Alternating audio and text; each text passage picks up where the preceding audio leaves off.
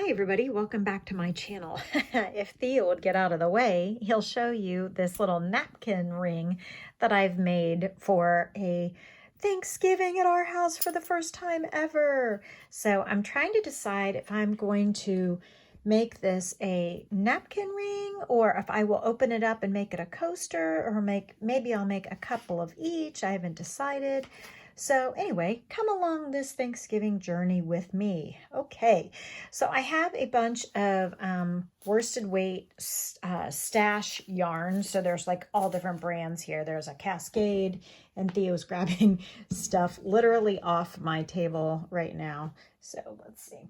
So I've got Havana's Choice here. I think this one might be Louette, I'm not sure. Cascade and Brava. So in general, you want to keep all your yarns the same fiber. I think this one is wool, but anyway. Okay, so I've got a bunch of different yarns here that I grabbed out of my stash. They're all close to worsted weight, and we're going to make our circle first. So actually, I'm going to show you here that one way we can put this together as a napkin ring is by folding over basically a circle. So I'm going to pull this apart so that you can see what it looks like, because you could also have the option of making it a coaster and making the leaves or feathers of the turkey all the way around if you want. Also, it would be really cool to make this a really big placemat where you made the circle really big and then put the feathers all the way around. So let's get started, shall we?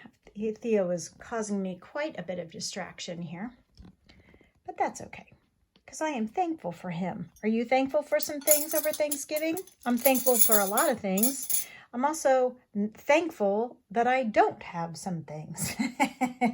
Isn't that always the way? We have to be both thankful for what we have and thankful for some bad things that we don't have, right? Okay, so let's start with a circle that you can either make a coaster or the start of a placemat or the start of a napkin ring. You tell me what you would like to make out of this. I'm going to grab my brown yarn and a eye size hook. I'm placing a slip knot on my hook.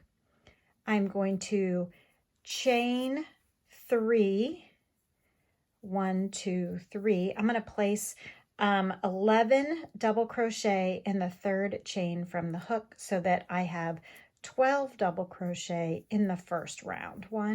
So the first chain 3 counts as the first one, the first stitch, and then by adding 11 more, we will have 12, which is how many we have in the center of my little faux turkey coaster. If you did it all in wool, you could use it as a pot holder, but I would not do that with acrylic because acrylic melts, right? So I've actually melted a thing on purpose once, and it does actually turn into a hard plastic mess if you were to put an iron on it. Acrylic yarn. This brown yarn happens to be a wool yarn, but anyway, keep your fibers all the same if you can. All right, so we'll have a total of 12 double crochets in the first round. And most of my rounds are all worked on the same side. I don't usually turn. And certainly if we're going to fold this over into a napkin ring, like I showed you at the beginning, all on the right side is just fine. So we have one, I may not even count that beginning chain 3 as a stitch because look at it, it's like hidden in there. So let's start here. 1, 2, 3, 4, 5, 6, 7, 8, 9, 10, 11, 12, 13. I have too many. Let's pull one out and count again and make sure that we have 12. So let's count backwards this time. 1, 2, 3, 4, 5, 6, 7, 8, 9, 10, 11, 12. Okay, so let's go ahead and join here. We will skip that beginning chain 3 because it kind of fell underneath and we didn't even see it. Okay, so here's our first round. Second round, I'm just going to chain 1 and then not count that as a stitch. I like to work over my tail. I'm going to place 2 double crochets in the first stitch because that chain 1 I am not counting as a stitch, and I don't want to do a chain 3 again because it kind of disappeared. So we're placing 2 double crochets, 1, 2, in each stitch around. So I'm hoping that by making some fun little decorations for our first Thanksgiving at our house ever, that it will make for a relaxing and valuable use of my time. So, might as well do what I love and try and this will be a new tradition for us. We've, as many families have had over the past year or two, some will be present and some will not be with us this year. So we've lost a few family members this year, and so it's time to have a little bit of a new tradition. So for the first time ever, Thanksgiving will be at our house.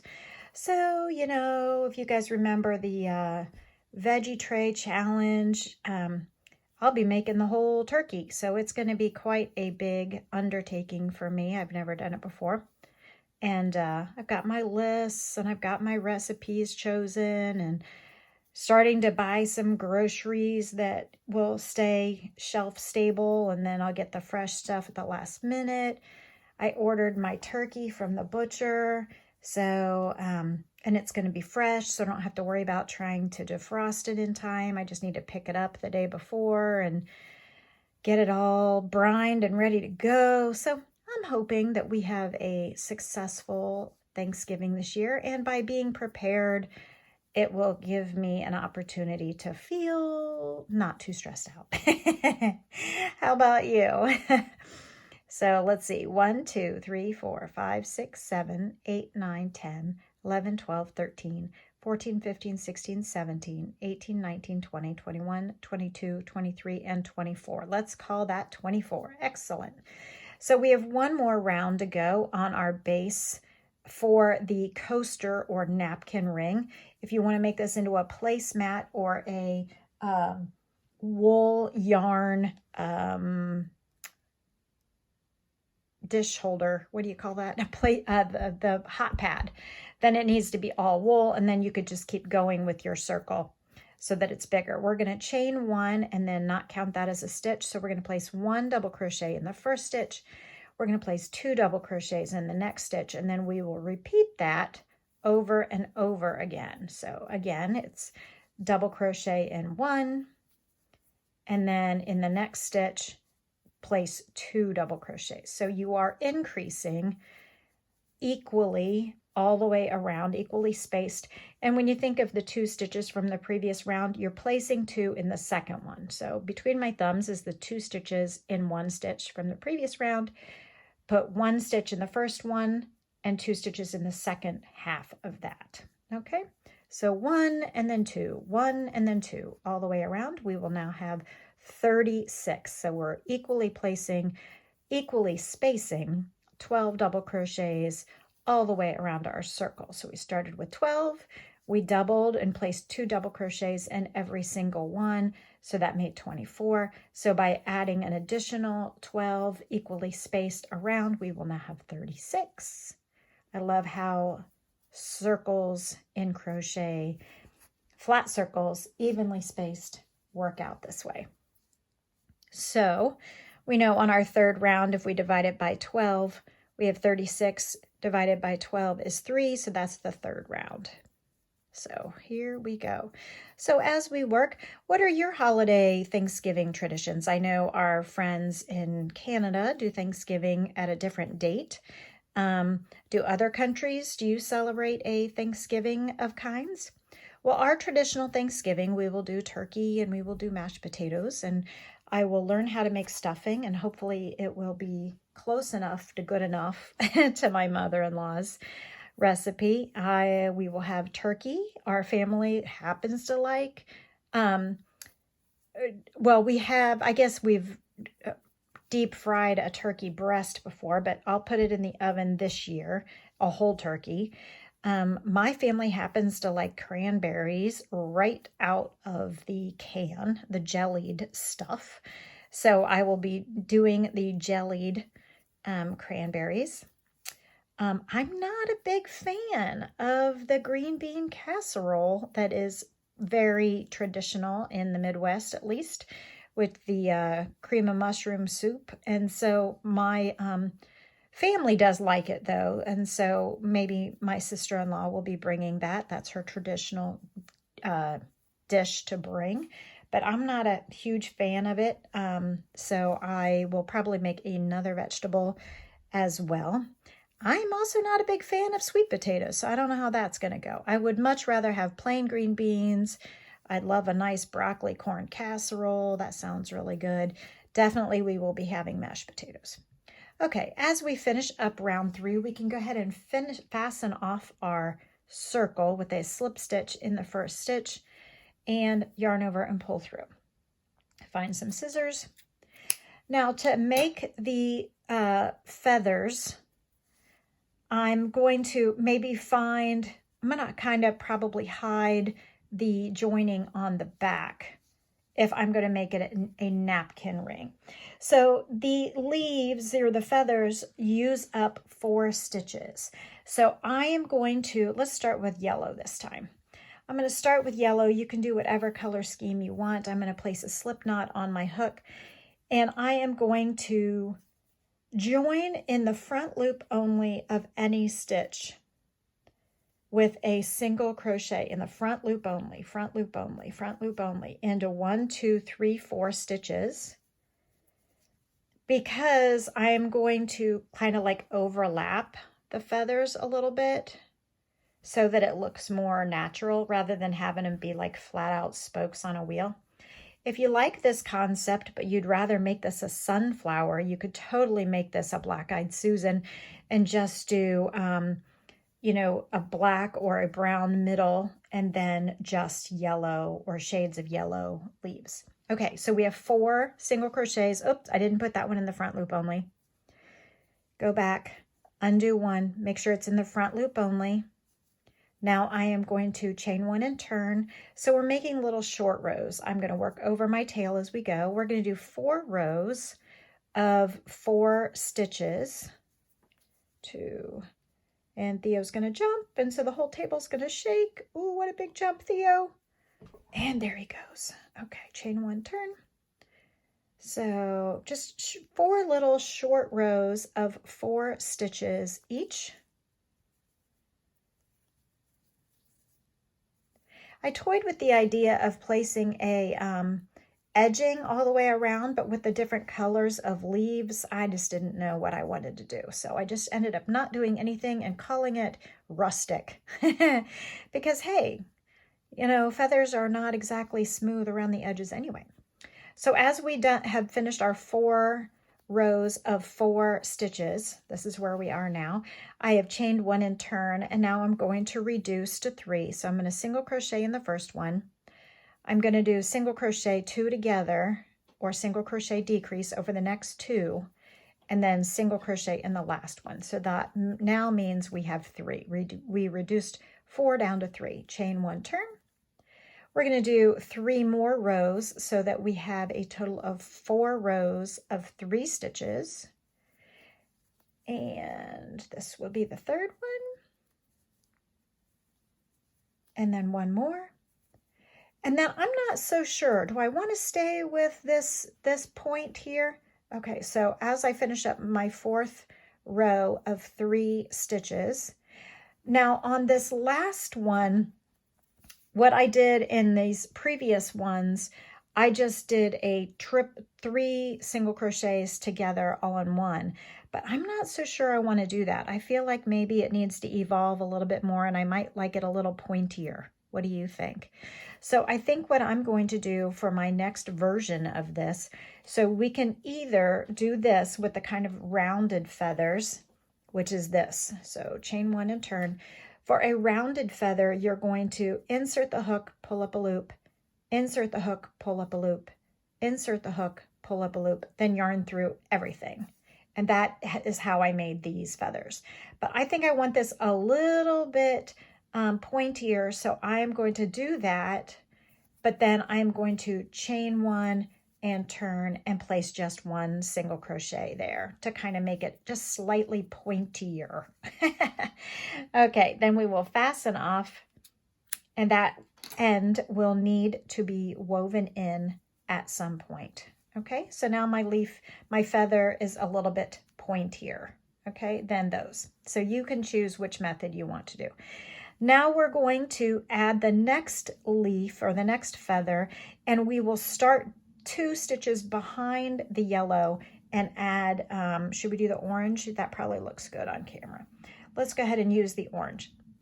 So we're going to place a slip knot on the hook, and to make these overlap a little bit, I'm going to fold the first feather down, and 2 stitches back here, I'm going to overlap by 2. So I'm going to do in the back loop only of that stitch with a single crochet. Do you see what I'm saying? The back loop only, because it's the only one available there. And then for the next 2, I'm going to go ahead and come into the front loop only here for the next 2, so that I can overlap another feather behind the orange feather later. Okay, so if you fold the yellow back up, this is what it looks like, and then there's the orange behind. Okay, so we're just going to flop that yellow one over and ignore it for now. We're going to do the same exact thing that we did with the yellow, which is 4 rows of 4 stitches. Now you can decide, maybe you want to do 2 different kinds of stitches, of feathers. Maybe you want to do the pointy one for 2 colors and then the rounded one for another. And so that they're like more organic and more, you know, rustic, and like some are slightly rounded and some are slightly. Hi friends, welcome back. I ran out of space on my phone, so we'll see if I remember where I left off. We're still doing 4 rows of a single crochet, and then we will go down to 3 stitches after that. And I just want to show you how we finish it up, and then you can improvise to your heart's content for your Thanksgiving decor. So we single crocheted in the first one. We're going to do a single crochet decrease over the second, and then single crochet in the last, and then 3 more rows of this, so that there are 3 stitches for a few, meaning 4 total rows. And then you can fasten it off the first way I showed you, or the pointier way that I showed you. Either one is fine.